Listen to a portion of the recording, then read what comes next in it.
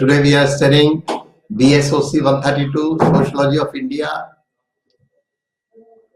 We are going to study Unit 5 class and Unit 6. Now, social classes in India. Social classes are groups of people defined by similar social positions, determined by wealth, income, education, and occupation. For example, all chartered accountants, you see, all doctors, all lawyers, they belong to one class. Unlike caste, they are neither legally defined nor religiously sanctioned and allow mobility based on meeting specific criteria.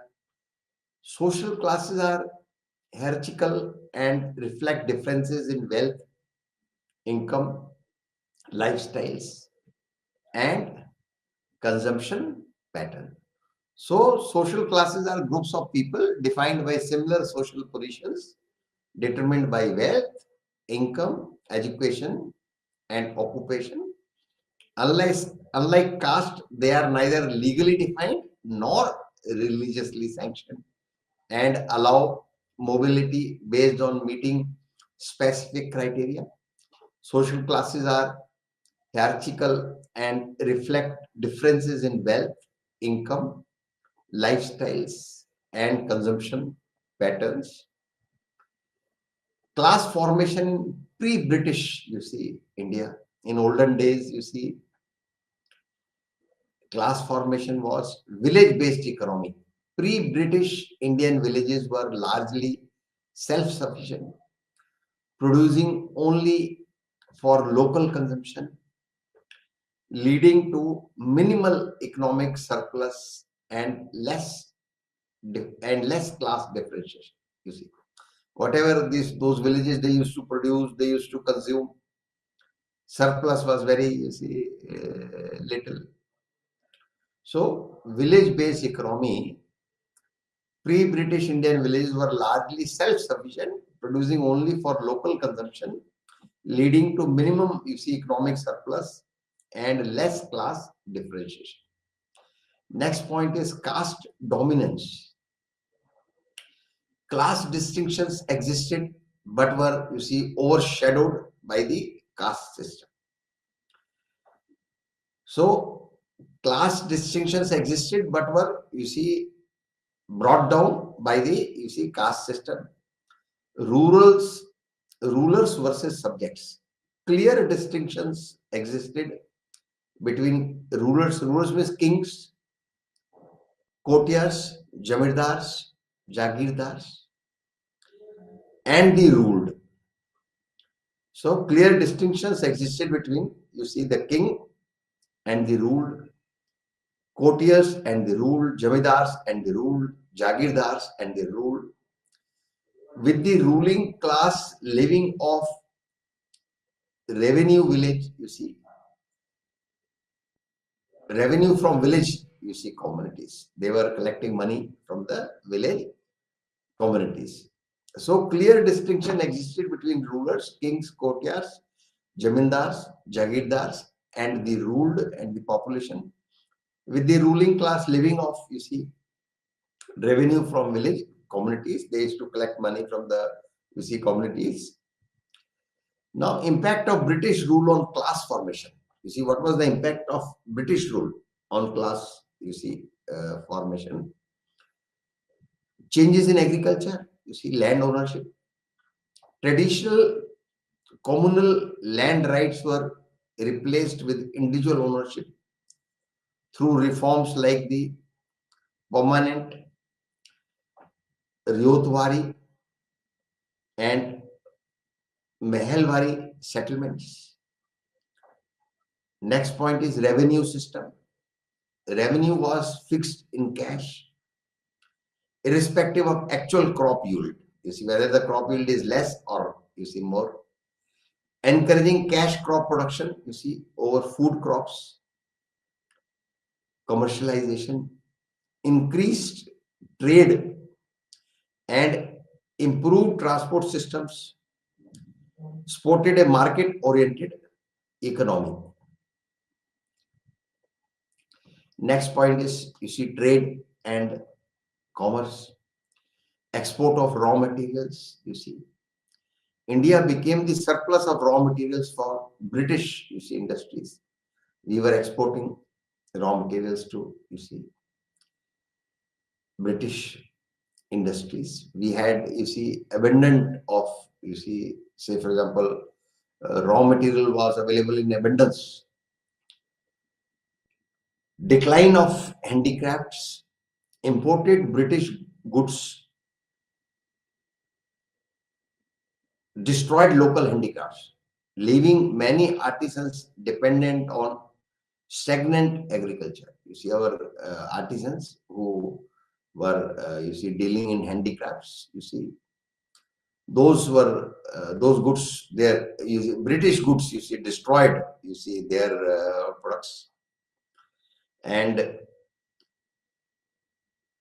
due to this, they became dependent on stagnant, you see, agriculture, railways and industry, infrastructure development.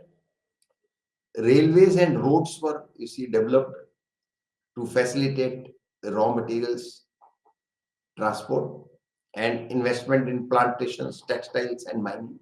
So now this infrastructure development means roads and railways. You see, they were developed so that, you see, raw material could be transported. If there will be roads, if there will be this railway tracks, rails will be there, then only then, you see, this raw material could be, you see, transported. And you see this investments in plantations, then textile and mining. So many, you see, this industries, you see, dealing in textiles, then plantations and mining, they came. But for them to, you see, pull on this infrastructure development was very important, was required. Without roads, you see, they will not be in a position to transport their, you see, products. Similarly, without railways also, they were not in a position to transport their, you see, products. Next is Indian industries. Indian merchants began accumulating savings, you see, leading to the rise of Indian owned industries. Now what bank does, you see, say bank uh, accepts deposit from the public for the purpose of lending. You see, if suppose Mr. A is having money and Mr. B wants, you see, money for his industry, A will not give to B because he is not having trust on B. He thinks that B, if I'll give money to B, if I'll give loan to B, he may not return it. But A, very well, he will deposit the money in the bank, and in turn, bank gives, you see, loan. Bank uses the same money for giving loans, you see. So Indian industries, you see, they came and you see, they took loans from the banks. That is the reason for development in the country. Government nationalized the banks in 1969. 14 major banks were nationalized. Then afterward, 5 more banks were, you see, nationalized. Prior to that, banks were giving only, you see, entertaining rich people only.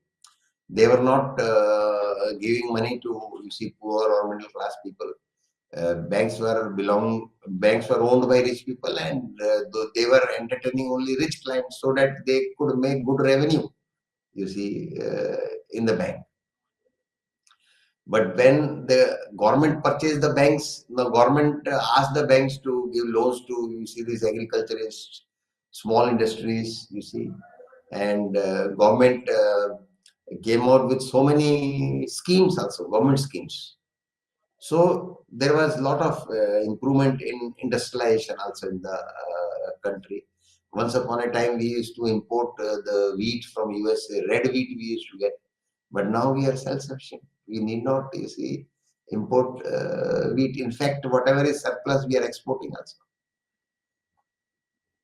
So next point is modern administration. Yes, A vast administrative system, required educated, people, educated personnel, prompting the introduction of, Western education. Then schools and universities, yes, these catered to the needs of the growing state machinery and economy. They wanted, students should, engineers should come out, engineers should, serve them, and people of India, they should go to school. Everybody should go to school, and then they should study in college also. They should obtain degree, and it is very good for the development of the country. Next is, uneven growth of social classes. The rise of social classes occurred unevenly, across regions and communities. Now, regional variation.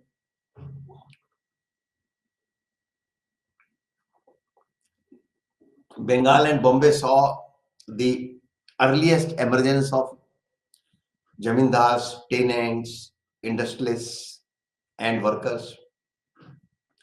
Community specific growth, pre-existing economic and social vocations influenced class development. Then Banias transitioned into modern commerce and banking. Brahmins pursued modern education and, professional roles.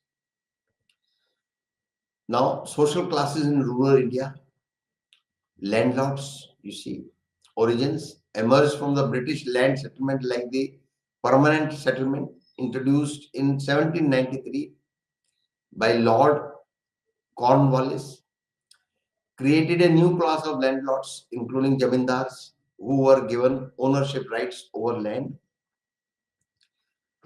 Then types of landlords: zamindars, talukdars, old landlords, often intermediaries controlling land and tenants; new landlords, merchants, moneylenders, and traders who acquired land through auctions or, mortgages. Mortgage means, you suppose somebody wants money, he will give his property papers to somebody else and get money. That is mortgage. Next is impact of land reforms. Abolition of, zamindari in the 1950s ended the landlord's dominance. Some landlords adopted to, farming, becoming progressive capitalist, farmers. Next is peasant proprietors. Origins evolved from the Ryotwari settlement in Madras and Bombay, where peasants were given ownership but had to pay taxes directly to the state. They were to pay taxes to the state. They were given the ownership. Now, next is rich peasants own large holdings, supervise farming, often progressive farmers. Middle peasants, self-sufficient, use family labor for cultivation. Poor peasants, small landlords, supplement income through labor or, renting land. Next is post-independence impact. Measures like zamindari, abolition, and land ceilings increased their numbers, played a crucial role in the Green Revolution, especially in Punjab, Haryana, and Western UP.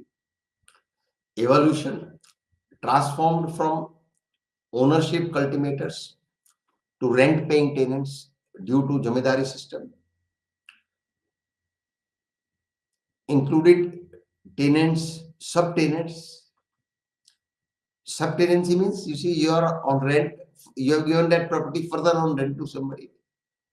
And sharecroppers, often with limited, rights. Their rights were limited.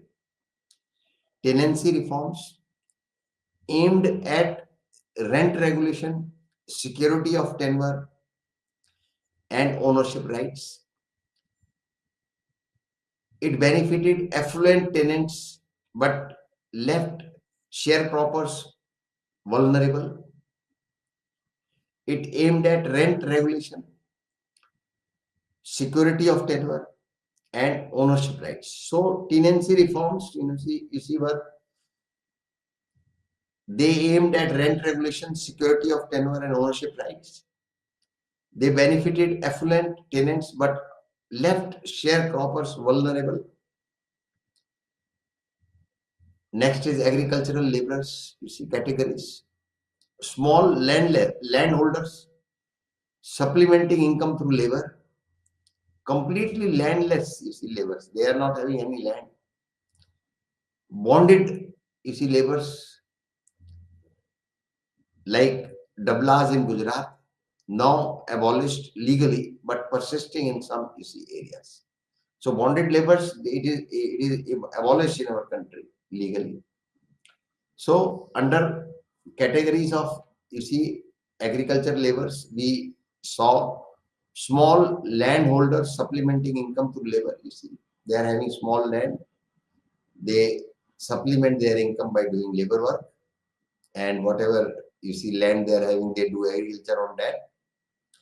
Next category is completely landless laborers. They are not having any land at all. They are doing only the labor work. Third one is bonded laborers. It is also known as Dablas in Gujarat. Now it is abolished legally, but persisting in some, you see, areas still it is, you see, there. Next is, you see, what were the challenges for agricultural laborers? The challenges were, you see, wages often paid in kind, not in, you see, money was not given as a wages. It was given in kind. Say, for example, they will give wheat, rice, and working conditions remain poor, you see. So, green revolution and land reforms led to an increase in their, you see, numbers. So, what were the challenges faced by agricultural laborers? Number one, wages, you see, often paid in kind, not in cash, and working conditions remain, you see, poor. And second, you see, challenge was, you see, green revolution and land reforms led to an increase in their, you see, numbers of agriculture laborers. Now, what were the government measures? Government measures, abolition of bonded labor, you see, and minimum wage laws have been introduced but remain ineffective. See, government introduced this, you see, abolition of bonded labor and also minimum wage laws, but they were not, you see, but remain ineffective. The effect was not given of those government, you see, measures. Now, next is artisans. Traditional role. What is the traditional role of artisans? Key part of the village economy under the judgmony, you see, system, providing specialized services like carpentry, blacksmithing, pottery.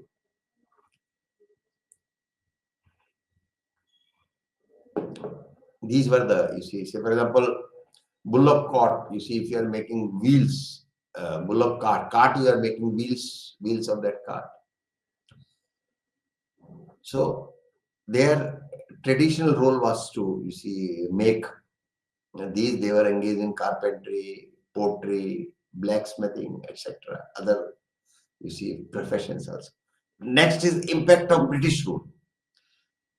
You see, British rule suffered due to competition from cheap machine made, you see, British goods. The and its impact was, you see, loss of economic independence. You see, economic independence was lost, and traditional social status was also, you see, lost. Now, social classes in urban India, commercial and industrial classes, emergence and growth. Under British rule, India's economy shifted to market-oriented production. This led to the rise of a commercial middle class involved in domestic trade and export import business. So under British rule, India's economy shifted to market-oriented production. This led to rise of commercial middle class involved in domestic trade. So this middle class was doing domestic trade within the country, trade, and they were doing, they were exporting, certain raw materials which were available in abundance here, and they were exporting other goods also, and they were importing also, goods. They were engaged in this business, export and import business. Industrial development, railways, and savings accumulated by merchants contributed to investments in industries like plantations, textiles, and jute. Post independence, the state supported industrial growth, promoting both private and public sectors. What are the current trends?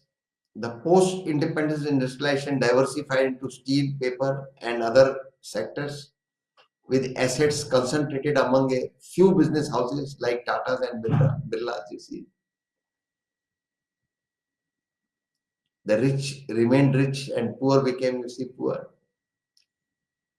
Corporate sector comprises private firms managed by individuals or groups, including partnership firms, joint Hindu families, joint stock companies, and cooperatives. So corporate sector, proprietorship firm, partnership firm, joint Hindu family, then companies, joint stock companies, and cooperative societies. So economic role contributed significantly to India's economy. This corporate sector contributed significantly to India's economy, increasing its shares of net value added from 10% in 1980 to 19% by the mid of 1990. So it rose by 9%. Next is liberalization impact. Post 1991 economic reforms emphasized privatization, boosting the prominence of the private sector in economic growth. So many companies, from America, they started having office in India, and our, many young boys, those who are in search of job, they were placed there. Next is professional class. How it was formed. Modern education introduced during British rule created a class of professionals like lawyers, doctors, engineers, and bureaucrats. These individuals were essential to the freedom movement and social reform. Post-independence growth, urbanization, and industrialization provided opportunities in private and government sectors. Although diverse, this class enjoys better working conditions than manual laborers, but is stratified by income and job roles. Next is petty traders and unorganized workers. Petty traders, these self-employed individuals, including shopkeepers, hawkers, and vendors, cater to urban populations by bridging producers and consumers. Urbanization has increased their numbers significantly. Unorganized workers, then rural, who are unorganized workers, rural migrants often lack qualifications, limiting them to informal sectors with low wages and exploitative conditions. Economic liberalization has exacerbated their vulnerability with declining wages and job security. Next is working class origins evolved during British rule with the growth of modern industries, railways, and plantations, mainly comprising displaced peasants and artisans. Post-independence changes, industrial expansion diversified this class into new sectors and regions. Government legislation improved wages and conditions, but was insufficient to protect all workers. Challenges you see post liberalization, economic reforms since 1991, reduced job security through workforce downsizing, subcontracting, and automation. This has weakened trade unions and increased, you see, casual labor. Now we come on the next unit, that is unit 6. It is about family, marriage, and kinship. You will find it very much interesting. Now, the institution of family. What is family? The family is one of the oldest and most universal social institutions, serving as a framework of relationships guided by specific rules and, you see, procedures. Its role and structure, you see, vary across societies and time, yet it remains central to social life. Definition of family, basic unit. A durable association of husband and wife with or without children. So what is a family? A durable association of husband and wife with or without children. You see, if they are having children, it is fine. If they are not having children, even then it is fine. Kinship based, a group defined by blood relations, or you see, marriage. Sexual and social unit, a group ensuring procreation and, you see, child rearing through a enduring relationships. Shared residence, a social group characterized by common residence, economic cooperation, and reproduction. Natural matrix, a biological and social unit comprised of parents and children shaping personalities. Then system of relationships defined by reciprocal rights and duties among its members. Now next is silent features of, you see, family. So we have studied about definition of family. You see, we have studied under the definition of family, basic unit, kinship based, sexual and social unit, shared residence, natural matrix, system of relationship. Now we study what are the silent features of family. Number one is universality. You see, founded in all societies and across all ages in the entire world. You see, then financial provision ensures the basic needs of its members are met. Limited size, typically a small kinship group, often comprising husband, wife, and, you see, unmarried children. Next is emotional bonds. You see, members share love, care, and protection, fostering, you see, mutual affection. Social regulation. Family socializes its members to follow societal norms and customs. Growth into joint family. You see, nuclear families may evolve into joint families as children grow up and, you see, marry. Common residence. Families usually share a fixed, you see, habitation. Common residence, house. Now, what are the functions of family? First function is biological functions. Satisfaction of sexual needs, provides a socially approved framework for marital intimacy. Procreation and rearing ensures the birth and upbringing of the next, you see, generation. Next point is economic functions, basic provisions, supplies food, clothing, and shelter to its members. Psychological functions, emotional support, offers love, sympathy, and a sense of security to all members.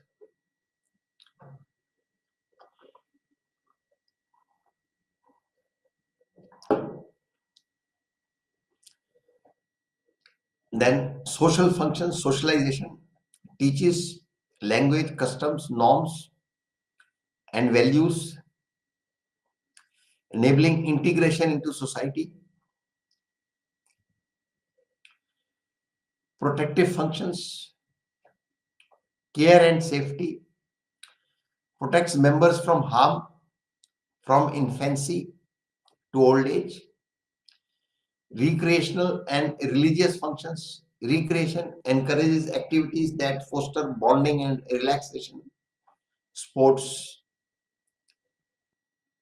religious guidance imparts spiritual and moral values. Now, types of families. Families can be classified based on their structure and organization, particularly in the Indian context. The two main types are nuclear families and joint families. Though variations exist, these types are part of a continuum reflecting how family structures change and adopt over time. Joint family means, say, parents are there, they are all children.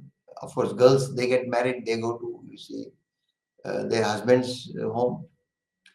So grandfather, sons, their sons, they are all living together. Many of them will be married, with their wives, and they will be having children.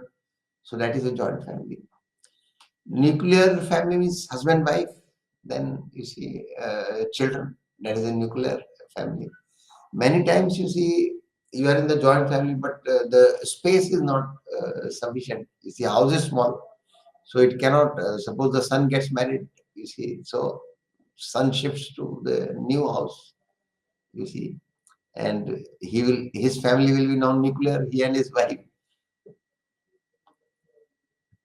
Now, a nuclear family typically consists of a couple, husband, wife.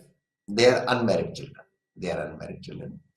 Nuclear families are characterized by smaller size, emotional focus on the immediate unit, and independence from extended relatives. Relatives are not there.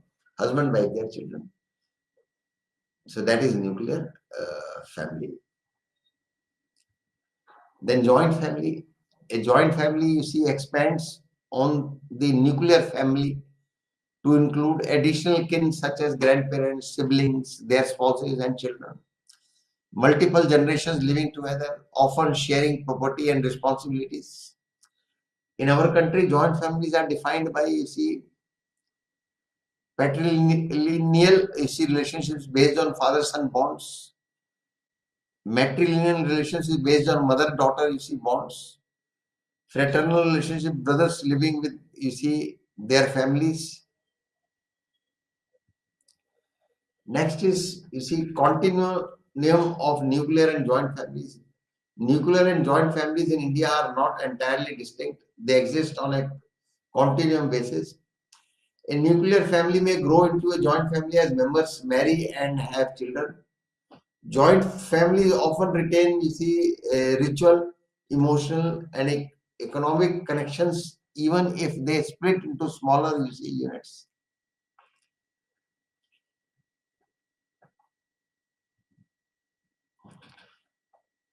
Additional family structures identified by Pauline Colenda include supplemented nuclear family, a nuclear family with unmarried or widowed relatives. Subnuclear family, a fragment of a nuclear family, such as a widowed parent and children. Supplemented subnuclear family, a subnuclear family with additional relatives like a widowed parent living with their in-laws. Now, what constitutes jointness? Compulsality, common residence, joint property ownership. So, what constitutes jointness is compulsality, cooking and eating together, common residence, living under the same roof. Then, joint property ownership, shared ancestral property and financial obligations. Now, what constitutes jointness? Cooperation and sentiment, mutual support in rituals, ceremonies, and everyday needs.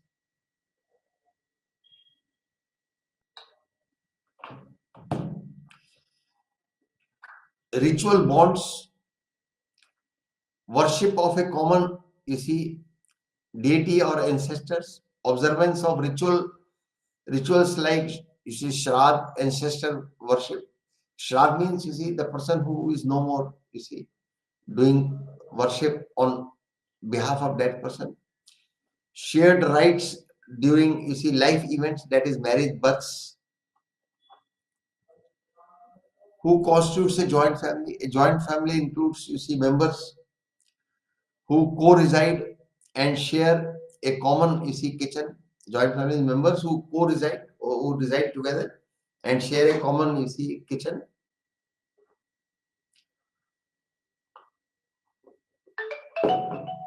Relatives linked by ancestral ritual or property bonds. Say parents' property is there, so all brothers are living there. Patrilineal or matrilineal groups that uphold shared conditions. Joint family definition and key aspects. A joint family is characterized by shared living arrangements among multiple generations or married couples related through kinship, blood relation, property ownership, and shared responsibilities. It can be analyzed kin relationship in a joint family, number of generations, sharing of common property,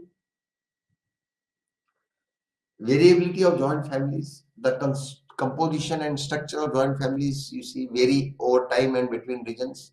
Factors influencing this include culturally patterned breakup. Timing of family separation varies by caste, community, and region. Demographics factors like life expectancy, marriage age, and family size influence family structure. Education and occupation. Modern education, mobility, and diverse careers often lead to family nuclearization. Prevalence of joint families. Joint families are more common among higher castes, especially in regions like the Gangetic plains. Rural areas, economic conditions influence family patterns. Conversely, economically disadvantaged groups and erstwhile untouchables show lower prevalence. Emerging patterns of family living. What are the emerging patterns? Number one, dual earner families. Both spouses work outside the home, often requiring support from extended family or professional child care services. The role of extended family. Parents or kin may live with couples to exist in child care and household management. Parents can also live. Alternatively, nuclear families may hire professionals help to maintain independence. They should keep some, professional help they should take. They should engage servants. Now, next is support for aged parents. Yes, this is very important. Elderly parents increasingly plan financially for old age rather than depending solely on sons. Married daughters now support parents with some legal provisions, ensuring this care. Now everybody has to become old. Whatever is the future today, present of old people in the house, that is the future of the young generation. Now parents, their sons, and sons' wives, their children. This is a joint family. Next is bilateral kinship. Relationships with both paternal and maternal relatives are more commonly recognized in urban nuclear families. Social challenges, issues such as domestic violence and lack of security for unmarried women are, notable concerns. Yes, we have to take care. You see, next is the institution of marriage. Marriage is a socially and legally recognized union involving specific rights and duties. Definitions by scholars include, Horton and Hunt, a socially approved pattern to establish a family. Then Malinovsky, a contract for producing and raising children.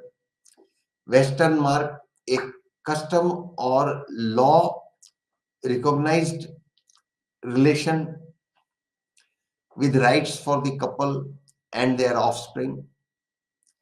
Johnson, a stable relationship enabling childbearing without social stigma. Next is universality of marriage in India. We say marriages are made in heaven, but they are performed, here. Marriage in India holds, cultural, social, and religious importance. Hindu texts emphasize marriage for dharma, duty, praja, progeny, and rati, pleasure. Sons are traditionally valued for continuing the family name and performing rituals for ancestors. Other religions like Islam and Christianity view marriage as an obligation or partnership. Urbanization and education have led to changes such as smaller families and self fulfillment becoming key goods of marriage. So, in this, we have studied in this particular unit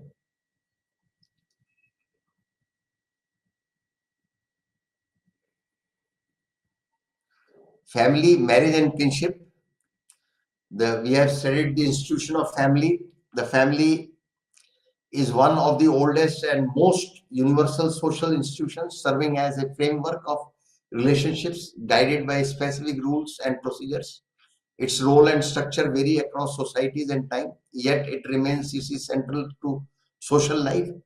Then we have studied definition of family. It's a basic unit, a durable association of husband and wife with or without children. Then it is kinship based, a group defined by blood relations, or marriage. Then next is sexual and social unit, a group ensuring procreation and child rearing through, enduring relationships. Then it is shared residence, a common, group characterized by common residence, economic cooperation, and reproduction. Natural matrix, a biological and social unit composed of parents and children, shaping personalities. System of relationships, defined by reciprocal rights and duties among its members. Silent features of family are universality, it is found in all societies and across all ages. Then financial provision, it ensures the basic needs of its members are, met. Limited size, it typically a small kinship group, often comprising husband, wife, and unmarried children. That is a family. Salient features of family: emotional bonds. Members among members, bond exists. Members share love, care, and protection, fostering mutual, affection. The next is social regulation. Family socializes its members to follow societal norms and customs. Growth into joint, family. Nuclear families may evolve into joint families as children grow up and marry. In a nuclear family means husband, wife, children. When children, suppose son, he has grown up, he gets married, now the nuclear family will start taking the shape of joint family. As long as the son will be staying, son and his wife will be staying with the, parents. Common residence, families usually share a fixed, habitation, same residence. Then now functions of family. What are the functions of family? Biological functions. One biological function is satisfaction of sexual needs. Family provides a social approved framework for, marital intimacy. Then procreation and rearing ensures the birth and upbringing of the next generation. Then economic functions are, basic provisions. Family supplies food, clothing, and shelter to its, members. Though all the members of the family may share the money, that is a different thing. Psychological functions, emotional support. You see, family offers love, sympathy, and a sense of security to, you see, all members. Social functions, socialization. A family teaches language, customs, norms, and values, enabling integration into society. Then protective functions. You see, family care and safety. Family protects members from harm from infancy to old age. You see, recreation and religious functions. Family recreation. Family encourages, you see, activities that foster bonding and relaxation. Religious guidance. You see, family imparts spiritual and, you see, moral values. For example, in our country, like Jainism is there. You see, then Muslims are also there. Hindus are also there. You see, they all, you see, do worship. They all worship their own, you see, gods respectively. Next is types of families. We have seen this nuclear family and joint family. Nuclear family means husband, wife, and children. Joint family means husband, wife, their son with families. You see, their son's wife, son's children. So families can be classified based on their structure and organization, particularly in the Indian context. The two main types are, you see, nuclear families and joint families. Though variations exist, these types are part of a, you see, continuum reflecting how family structures change and adapt over, you see, time. Now we'll study about nuclear family. A nuclear family typically consists of a couple, husband, wife, children. They are unmarried children. As long as the children don't get, you see, married, so it is a nuclear family. If children get married and they bring their, you see, spouse also, they all live together, that is a joint family. That becomes a joint family. Nuclear families are characterized by small size. They are of, you see, a small size, emotional focus on the, you see, immediate unit, and independence from the extended, you see, relatives. They are independent of extended, you see, relatives. They don't depend on them. They take their own decisions. You see, they run their show of themselves only. Next is joint family. A joint family expands on the nuclear family to include additional kin such as grandparents, siblings, their spouses and children, multiple generations. Say grandfather, his wife, his one son, his wife, their one son and wife. You see, multiple generations, so 3 generations. Sometimes you will find 4 generations also. The last couple, you see, grandsons and son's wife, they are, if they are blessed with a child, so that is the 4th generation. You see, living in the same place. So a joint family expands on the nuclear family to include additional kin such as grandparents, siblings, their spouses and children. Multiple generations, like just now we gave example of four generations, multiple generations living together, often sharing property and responsibilities. In India, joint families are defined by patrilineal relationships based on father-son bonds, matrilineal relationships based on mother-daughter bonds, fraternal, you see, relationships, brothers living with their, you see, families. Continuum of nuclear and joint families. Nuclear and joint families in India are not, you see, entirely distinct. They exist on a continuum. A nuclear family may grow into a joint family, you see, as the members marry and have children. Joint family often retain, you see, ritual, emotional, and economic connections, even if they split into smaller units. Yes, suppose husband, wife, 3 children, all the children, all boys, you see, and they grown up, got married. So all the 3 children live separately. Every child with his family is living separately. Parents are living, you see, separately. So they have, you see, joint family, it is split into, you see, smaller units, and it is good also. Now, you see, the children, they will take care of their own, you see, family. They will become more responsible, you see. continuum of nuclear and joint families. Additional family structures identified by Pauline Colinda include, you see, supplemented nuclear family, a nuclear family with unmarried or widowed relatives, sub-nuclear family, a fragment of a nuclear family such as widowed parent and children. Supplemented, you see, subnuclear family, a subnuclear family with additional relatives like a widowed parent living with their, you see, in-laws.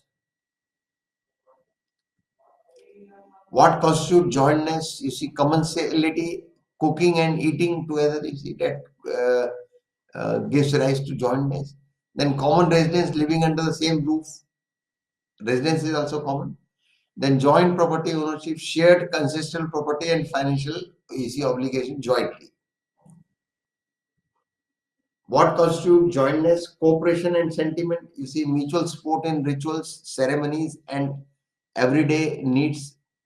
Ritual bonds, worship of a common deity or ancestors, observance of rituals like Shraddh. You see what? You see, Shraddh means, you see, we on the remembrance, suppose on the remembrance of the father, you see, the son is uh, offering, you see, this food to in the temple, offering food in the temple. That is Shraddh, you see. Shared rights during, you see, life events, that is marriage, birth, etc. Who constitutes a joint family? A joint family includes members who co-reside and share a common kitchen, relatives linked by ancestral, ritual, or property, you see, bonds, patrilineal or matrilineal groups that uphold, you see, shared traditions. Joint family definition and key aspects. A joint family is characterized by shared living arrangements among multiple generations or married couples related through kinship, property, ownership, and shared responsibilities. It can be analyzed under the following aspects. Kin relationship in a joint family, number of generations, sharing of common property. So the composition, variability of joint families, the composition and structure of joint families, you see, vary often time and between regions. Factors influencing this, you see, include culturally pattern breakup, timely timing of family separation varies by caste, community, and region. Demographics factors like life expectancy, marriage age, and family size influence family structure. Education and occupation, modern education, mobility, and diverse careers often lead to, you see, family nuclearization. Now, this because of this modern education, then mobility and diverse careers, you see, often lead to, you see, family nuclearization. Even I told you that, you see, houses are also small, they can't accommodate all the people. You see, if suppose the son gets married, many times they shift to another house, so they are now independent, they manage their own. Prevalence of joint families. Joint families are more common among higher castes, especially in regions like the Gangetic Plains, rural areas. Economic conditions influence, you see, family patterns. Conversely, economic disadvantaged groups and erstwhile untouchables show lower, you see, prevalence. Emerging patterns of family living, dual earner families, both spouses worked outside the home, often requiring support from extended family or professional child care, you see, services. Role of extended family, parents or kin may live with couples to assist in child care and household management. Alternatively, nuclear families may hire professional help to maintain, you see, independence. Emerging patterns for family living, support for aged parents, you see, elderly parents increasingly plan financial for old age rather than depending solely on sons. Married daughters now support parents with some legal provisions ensuring this care. Bilateral kinship relationships with both, you see, parental and maternal relatives are more commonly recognized in urban nuclear families. Social challenges, issues such as, you see, domestic violence and lack of security for unmarried women are, you see, notable concerns. So support for aged parents, that is very important, you see. The institution of marriage, you see, meaning and definition. Marriage is a, you see, socially and legally recognized union involving specific rights and duties. Definitions by scholars include Horton and Hunt, a socially approved pattern to establish a family. Malinowski, a contract for producing and raising children. Western mark, a custom or law recognize relations with rights for the couple and their offspring. Johnson, a stable relationship enabling childbearing without social stigma.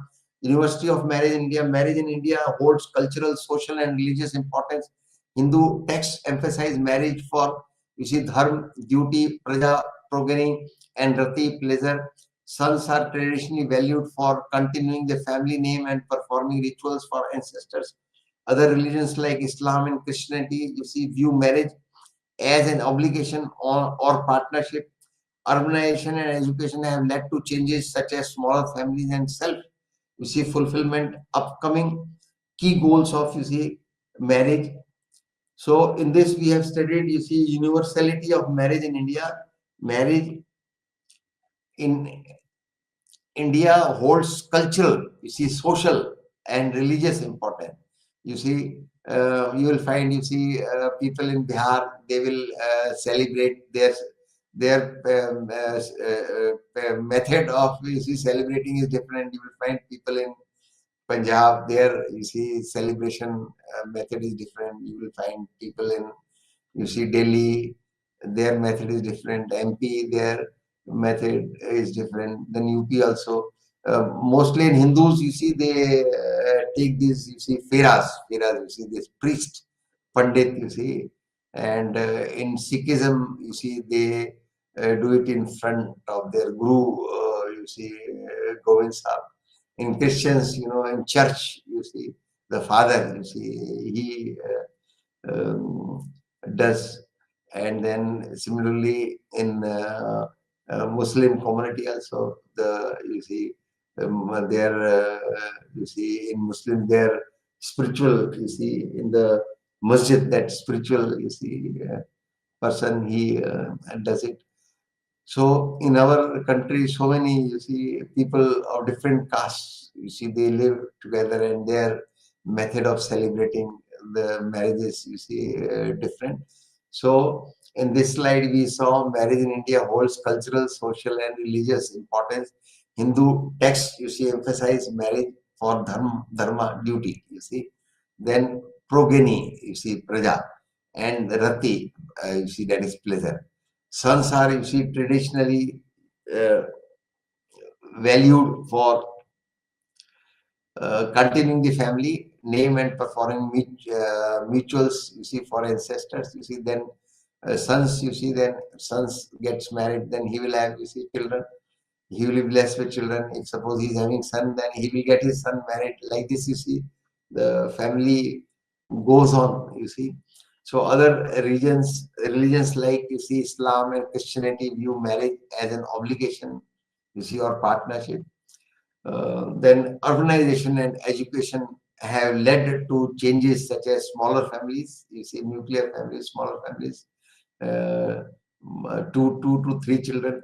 And in olden days, people, they used to have, 8 to 10 children. Now families, they are having, 2 to 3 children in our country. Smaller families and self-fulfillment becoming key goals, of, marriage. They want to be independent. They want to run their family themselves, So that is where nuclear family also, so many people, prefer. And many prefer, joint family, also. So we are concluding this session, students. Thank you very much. We are closing this class. Thank you very much.